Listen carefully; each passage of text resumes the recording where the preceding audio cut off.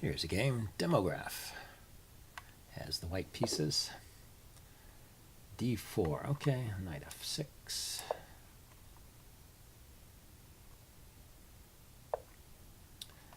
Okay, well, we got one of these D4 sidelines. The Torre attack. Let's see. I think I can continue with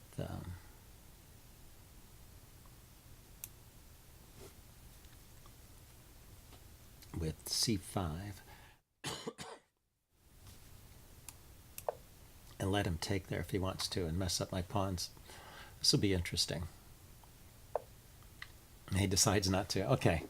It was just a little test. Okay, I guess I will go ahead and play E3 anyway. That's part of the long-term plan. I'm defending this pawn with the bishop now. And I can take back in one move, and if he takes right away, I can develop my knight to an active square. So this should be a good position for me. Pretty standard kind of position. Unlike, if he had traded, that would have been an unusual and interesting position there. This is okay, of course. Let's see. So he's lined up a battery here.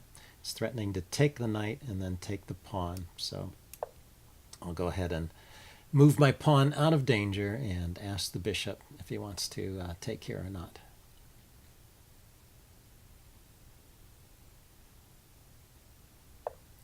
So it looks like he's going to keep his bishop on the board. Okay, so how can I activate things a bit here?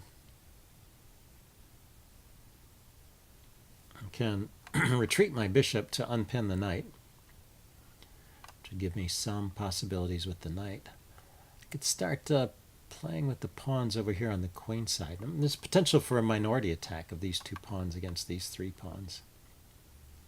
I could start setting up for that. And let's see. Or I could go for central play, can't I? I can push with E4 here if I have some preparation. It's E5 to E4. Yeah, so the knight's already defending that square, so I can go E5 right away. Let's go ahead and do that. I like playing in the center when I can. When it's justified. So we decide to trade at that point. And, okay. That's his good bishop. Maybe I should bring my bishop out here and then push the pawn forward and force a trade of the light squared bishops. That's a possibility. I could just push here right away. That gives me a nice square on E5 for my knight. Ask his knight where it's going. His knight will probably go to D4, won't it?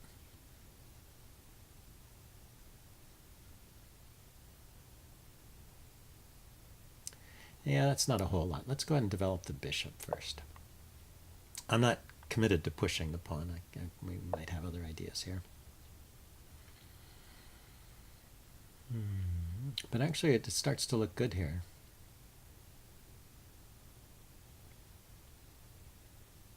Well, let's leave that idea in the air for a bit and bring a rook to the center.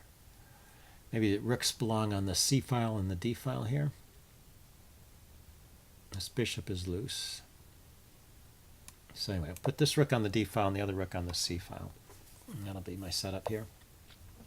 Ah, okay. So, and he decides to go with the queenside castling. So now, let's see, the immediate A5, B5 is not possible. Or A6 to prepare B5.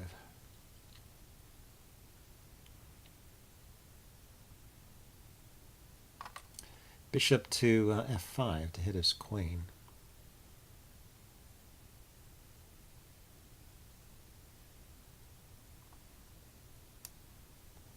Looks interesting. And, if I can keep his king from getting to safety by grabbing control of this, this diagonal, that would be good for me.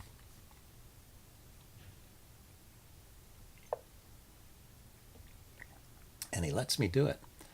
What do you know? So, loose bishop, loose pawn. If I play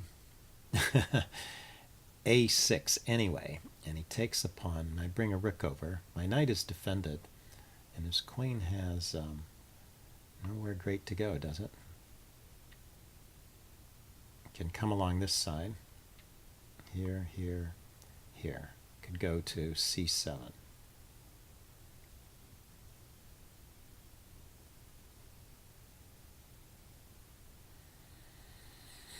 And then can I double on the double up on that b pawn? I don't quite see it. a6, queen takes b7, rook b8, queen to c7. Can I trap the queen there? Rook a6, rook a7. The knight is protecting both rooks. The queen's protecting the knight. His queen can run out this way, and then I can double my rooks. Let's try this. Let's see if he's bold enough to take that b pawn. He doesn't bother with it. Okay, a lot of calculation for nothing. Well, he's going to kick my bishop back, I guess. That makes sense.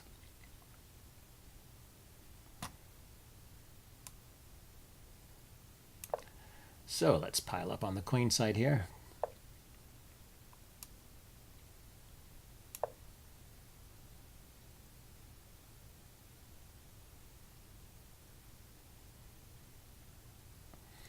How about knight to a5, hitting his queen? Where's the queen going? I wonder if that's been there for a while. I don't see any move for his queen there. Ah, his queen goes back there. Okay. And so now I could push on to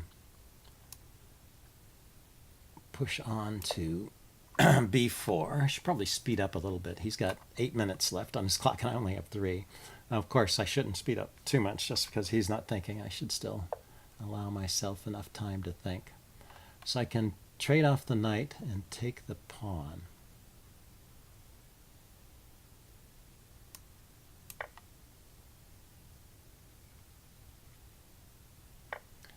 This looks to weaken things over here on the king side.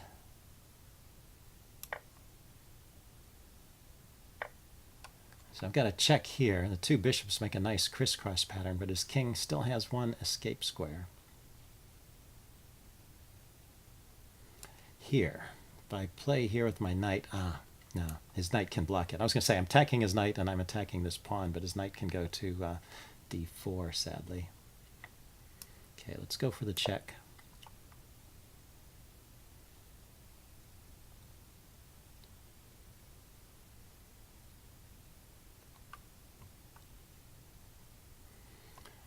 Then I can push on with d4 myself, because however he responds, I'll get to take a pawn with check. If he moves one of those pawns forward, I can take the other one.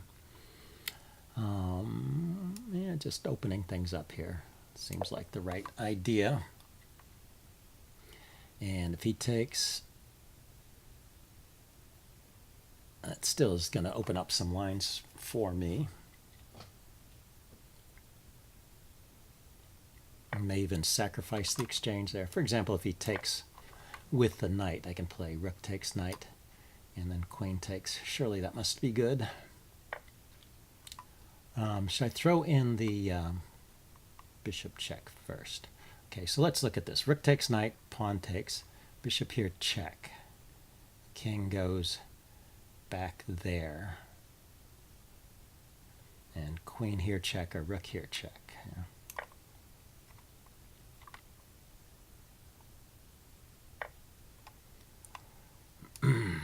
So this check first. The idea with this check, rather than the queen check first, it's not that I don't care about that pawn. It might be useful to get rid of that pawn, but I don't want his king escaping over to this side. Oh, he went there with the king. That's interesting. So I've got a rook here with check. And that is mate. All right, well, that was a fun game. I'm going to upload this as my first Blitz game of the new year, and see you guys later. Bye.